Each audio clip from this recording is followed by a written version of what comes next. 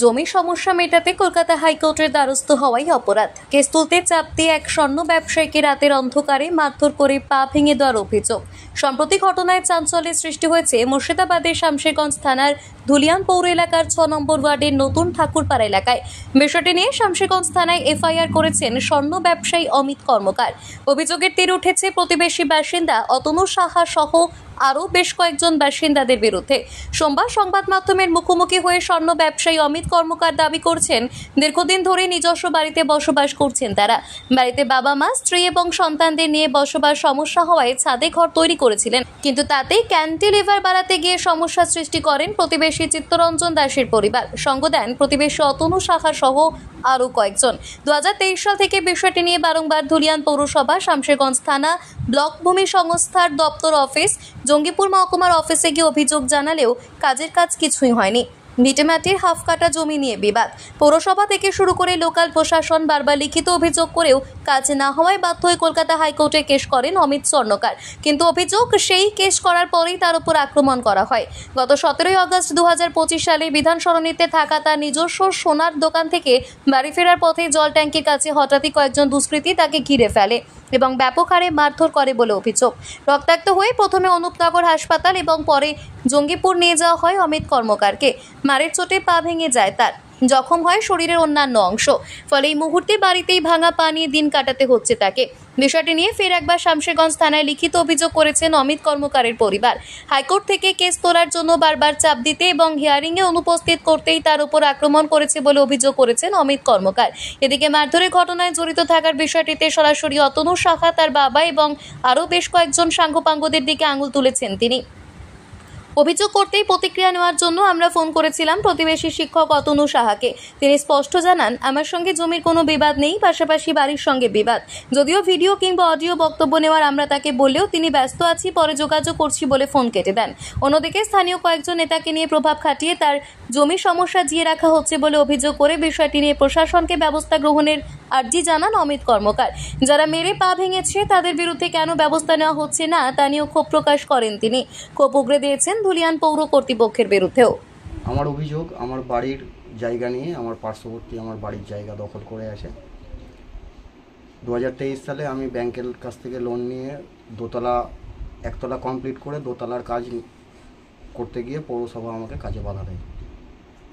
বাধা দেওয়ার পরে আমি সবারই কাছে গেছি, সমস্ত প্রশাসন, থানা বলুন, municipality, BLR office, SP, DM, SDM এবং এসডিও, সমস্ত অফিসে যাওয়ার পরেও আমার কাজের কোনো সুরাহা হয়নি। সবারই কাছে যাওয়ার পরে কোনো সুরাহা না পাওয়ায় আমি বাধ্য হয়ে হাইকোর্টের শরণাপন্ন হয়েছি। হাইকোর্টে কেস করার পর থেকেই আমাকে গালিগালাজ, ধমকি, প্রাণে মারার হুমকি, অনেক কিছুই দেওয়া হচ্ছিল। সেই সমস্ত কথা আমি আমার হাইকোর্টের উকিলকেও জানিয়েছিলাম। হাইকোর্টে যাওয়ার কারণে আমাদের ওয়ার্ড কাউন্সিলরের নেতৃত্বে অশোক সিনহা এবং তার ছেলে এবং কয়েকজন গুন্ডা নিয়ে আমাকে গত 17/8/23 তারিখ রাত 10:30 থেকে 11টার মধ্যে যাচ্ছে তাইভাবে প্রাণে মারার চেষ্টা করা হয়, যাচ্ছে তাইভাবে পিটাই। সেই অবস্থায় আমি 3 দিন সরকারি হসপিটালে অ্যাডমিট ছিলাম। ওখান থেকে আসার পরে আমরা থানায় সিআই স্যারের সঙ্গে যোগাযোগ করি, ওনার নেতৃত্বে কেস হয়। তা সত্ত্বেও আমরা এখন পর্যন্ত কোনো সমাধান পাচ্ছি না। আমার পরিবারে আমি কতটা জমি নিয়ে বিবাদ? হাফ কাঠা। কেন বিবাদটা কেন?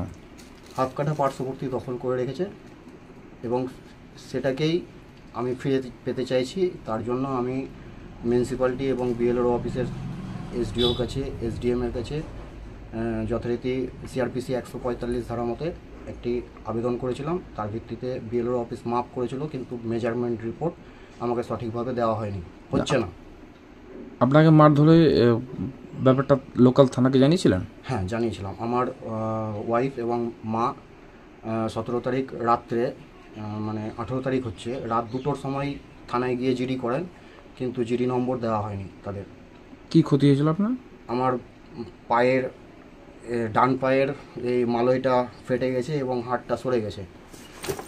আচ্ছা। আর চোখে আঘাত হয়েছিল, 3 দিন চোখে দেখতেও পাইনি, রক্ত এখনও জমে আছে। আজকে অনেক দিন হয়ে গেল, ট্রিটমেন্ট চলছে আমার। দেখতে পাবেন চোখে এখনও রক্ত জমে আছে হালকা। এই পুরো চোখটাই বন্ধ হয়ে গেছিলো এবং কপালের 2 জায়গায় ফাটিয়ে দেওয়া হয়েছিল। নাকের এই হাড়টা ফেটে আছে, সমস্ত রিপোর্ট আছে। জমি সমস্যা নাকি পৌরসভায় কখনো কমপ্লেন করেছিলেন, অভিযোগ অনেকবার জানিয়েছিলেন? কমপ্লেন করা হয়েছে। লাস্ট এসডিএম কোর্ট থেকে অর্ডার দেওয়া হয়, পুরো জমি নয়, আমাকে মাত্র 2 ফুট গলিটা ছেড়ে দেওয়ার নির্দেশ দেওয়া হয়।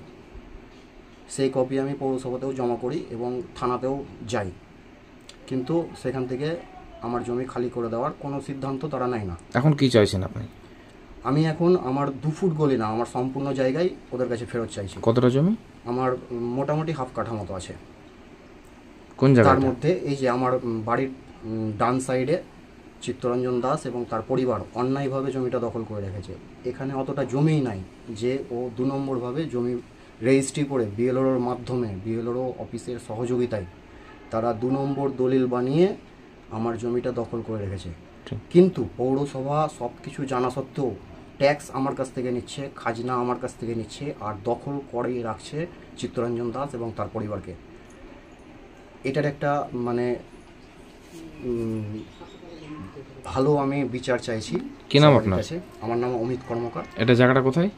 আর আমার বাড়ি ধুলিয়ান ঠাকুরপাড়া জল ট্যাঙ্কি, 6 নম্বর ওয়ার্ড। 6।